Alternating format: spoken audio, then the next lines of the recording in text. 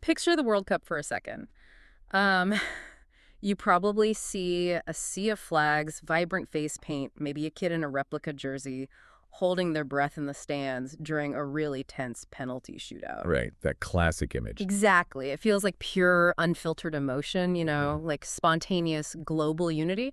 But what if I told you that beneath all that raw, beautiful emotion is a ruthlessly optimized, highly sophisticated corporate operating system?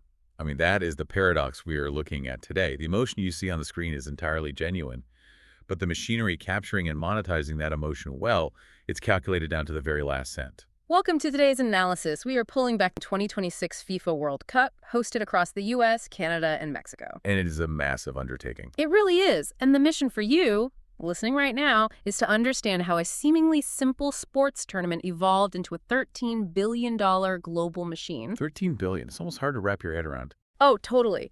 Just look at the sheer scale of the numbers for 2026.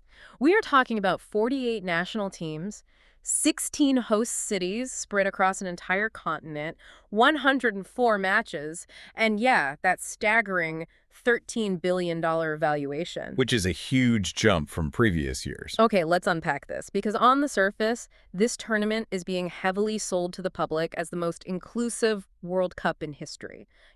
More countries, more access, more joy. Right, the feel-good angle. Yeah.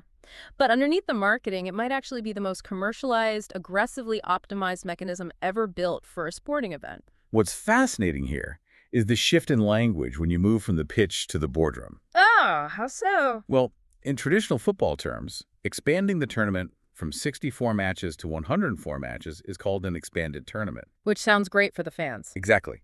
The governing body pitches it as bringing in more nations, realizing more childhood dreams, and giving smaller countries a shot at glory. Makes total sense. But in strict business terms, that is simply expanded inventory. Oh, wow. Expanded inventory. It really reminds me of like a tech company rolling out a massive new software update. That's a really good way to put it. Right. They pitch it to you as this fun, user-friendly feature. Hey, look, more countries, more games to watch. We're making the app better for you. When really, there's an ulterior motive. Exactly. The actual underlying purpose is to create more ad space, keep your eyeballs engaged longer, and basically harvest millions of new data points. Precisely.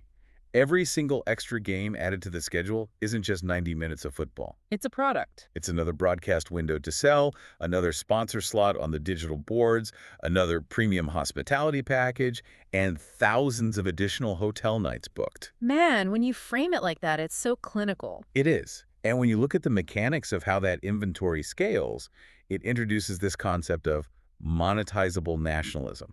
Monetizable nationalism. I like that phrase. It is a brilliant, highly calculated flywheel effect.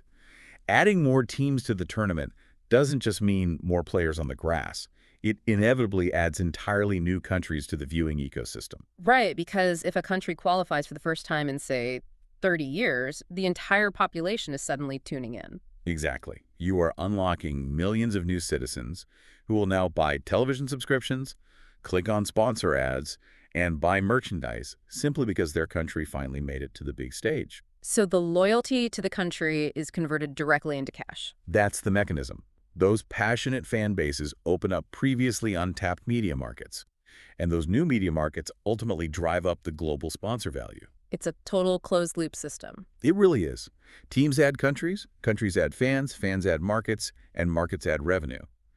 That is the flywheel in action. Here's where it gets really interesting, because the product they are selling to those markets isn't just the sport itself. No, it's much bigger than that.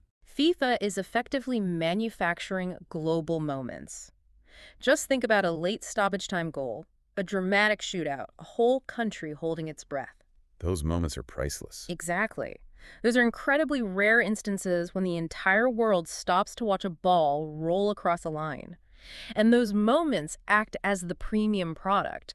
They are the ultimate attention asset for brands to attach themselves to. To visualize how this business model actually functions on a global scale, think of the World Cup as a giant power plant. Okay, a power plant. Walk me through that. So you and I, the fans, with all our passion and energy, we provide the raw electricity. Okay, I'm following. The players on the pitch, they're the spark that ignites it. Nice. The host cities with their stadiums, roads, and infrastructure, they are the physical grid. Got it. The broadcasters act as the transmission lines carrying the spectacle across the globe. Right, getting it into our living rooms. Exactly. Yeah. And the corporate sponsors plug directly into that current to power their brands. Leaving the governing body to do what? Well, FIFA sits comfortably in the control room, operating the switchboard and directing the flow of the current. Okay, hold on. Let's look at that analogy a little closer. Sure. If FIFA is sitting in the control room, carefully routing all the profit and capturing the financial upside of these global moments, who is actually paying to build the grid? Ah, that is the crux of it. Because a power company usually has to build its own infrastructure. FIFA doesn't build stadiums or hire local police. This raises an important question, and it exposes the incredibly uneven distribution of risk in this entire operation. Right, who takes the hit? Well, FIFA legally controls the most lucrative aspects of the event. The global media rights, the marketing, the licensing, the branding, and the ticketing revenue. So they keep the upside. Yes, but the host cities, the physical grid you mentioned, they bear the heavy, unglamorous operational burdens. You mean the actual costs of moving millions of people around? Yes. We are talking about local governments paying for massive military-grade security details, upgraded public transport, emergency medical services, sprawling fan zones, and thousands upon thousands of hours of police overtime. Which has to be a fortune. Oh, it is. Let's look at the specific estimates coming out of Canada for this upcoming tournament.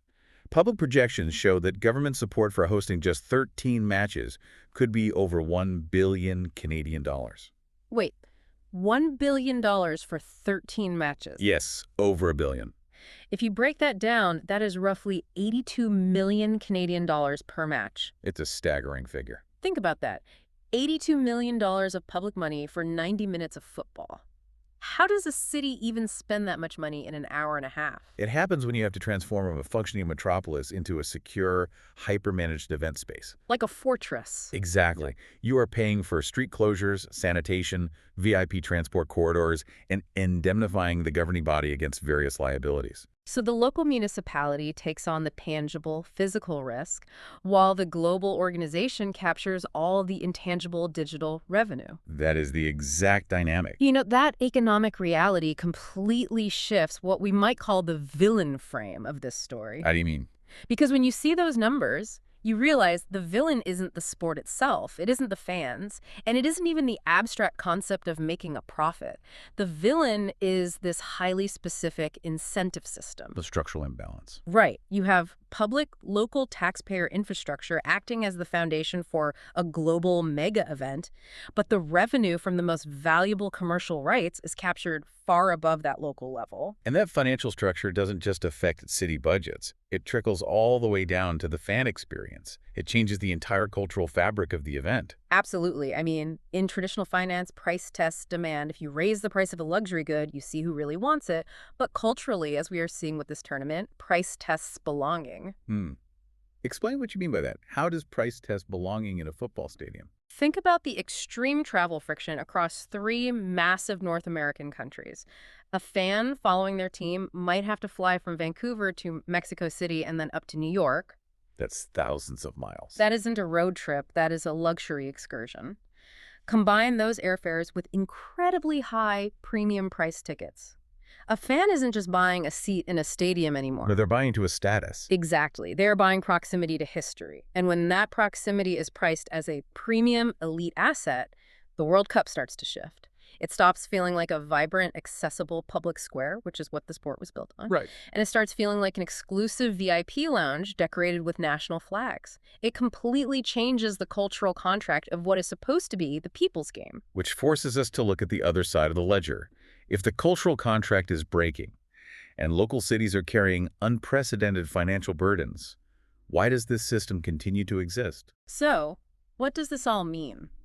Are we concluding that this entire $13 billion system is just irreparably broken and driven entirely by institutional greed? Or is there an actual legitimate defense for this level of extreme financial optimization? To be fair, and to provide a balanced view of the ecosystem, the governing body does have a very serious structural defense. Okay, let's hear it. That $13 billion cycle doesn't just vanish into a corporate vault in Switzerland. A significant portion of it is the primary funding mechanism